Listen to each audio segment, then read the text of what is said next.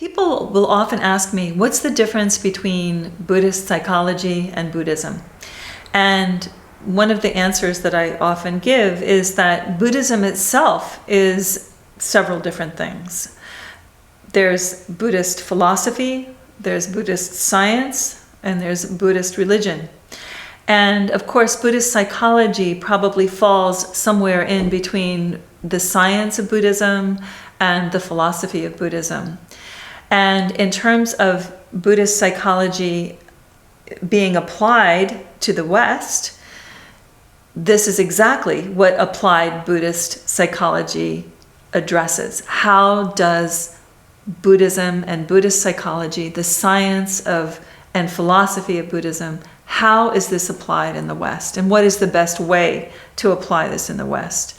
And this is an important question because, especially in the modern context, you have students who can really benefit from all of the power and wisdom of Buddhism, who are very different than students of the East 100 years ago. And one of the challenges that Buddhism has in coming to the West is being relevant to Western problems. And the Applied Buddhist Psychology program really tries to make the wisdom of Buddhism relevant for Westerners by addressing psychological problems. One of the really important things to remember about Applied Buddhist Psychology is that you don't have to be a Buddhist to benefit from its teachings.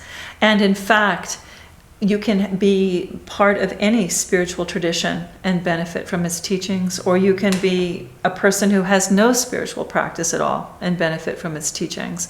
So it's really important to try to get away from Buddhism as a religion or applied Buddhist psychology being something that is going to try to proselytize me to change my way of thinking. The only thing that applied Buddhist psychology tries to do is to bring the power of the wisdom of Buddhism to affect psychological problems for Westerners in particular. And one of the things that Buddhist philosophy offers to Westerners is a very cogent and clear understanding about the nature of suffering.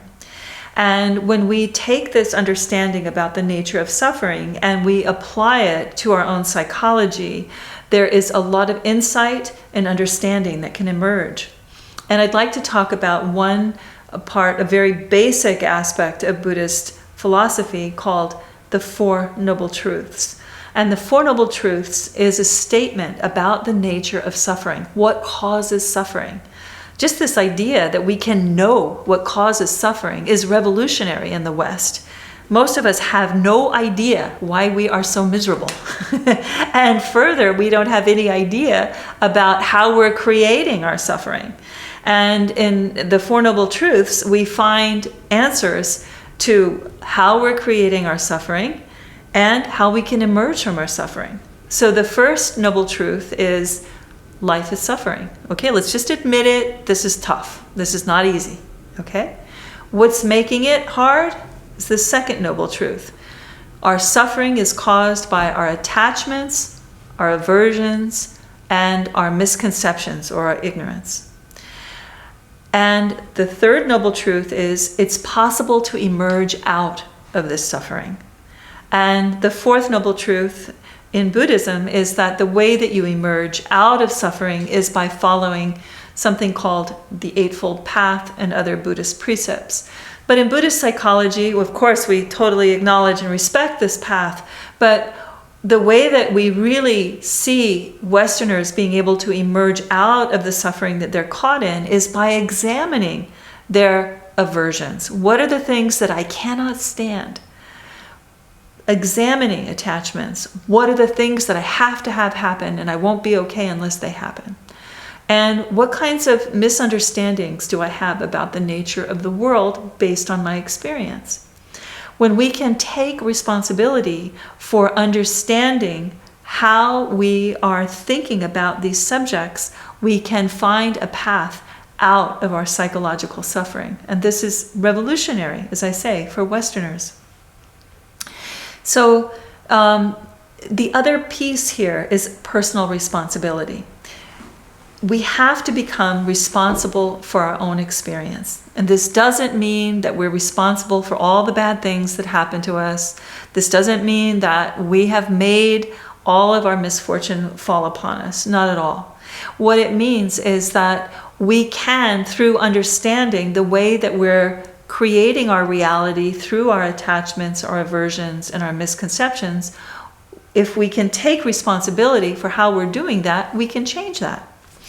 And one of the ways that Buddhist psychology helps us with this is through the understanding of the nature of refuge. And this is another aspect of Buddhist philosophy, which talks about taking refuge away from our suffering. And again, for a person in the West who's caught in a psychological conundrum, the idea of being able to get away from that conundrum is really a good idea for most people. And this idea of taking refuge is at once profound and simple. The main message in refuge, which is to take refuge in the Buddha, which means taking refuge in the teacher, and taking refuge in the Dharma, taking refuge in the teachings, and taking refuge in the Sangha, taking refuge in like-minded people. So what does this mean for Buddhist psychology? What does this mean? It means that we go beyond our suffering, that we can learn a different way of being, and that we can find a teacher. And in Applied Buddhist Psychology, we really try to help people develop not only a relationship with the external teacher, but with the inner teacher, that part of the self that is wise and who understands the relationship to the divine, that in Buddhism is described as Buddha nature. So in coming into contact with this aspect of the self is something that is very revolutionary for a Westerner who, even if they are born in a secular society such as the United States, have probably received some kind of message about their innate wrongness. This seems to be something that, even though we have this big effort to create a distance between church and state within our secular society, this seems to be a message that has come through from certain Christian ways of thinking, that we are somehow fundamentally wrong, that we are somehow fundamentally flawed. And in Buddhism, the exact opposite is true, that we are in our essence profoundly connected to the divine, to the universal flow, and to the depth of perception and peace that lies in that connection. So this is a pretty revolutionary idea that Applied Buddhist Psychology brings to this trouble that Westerners have, which is this sense of being fundamentally wrong.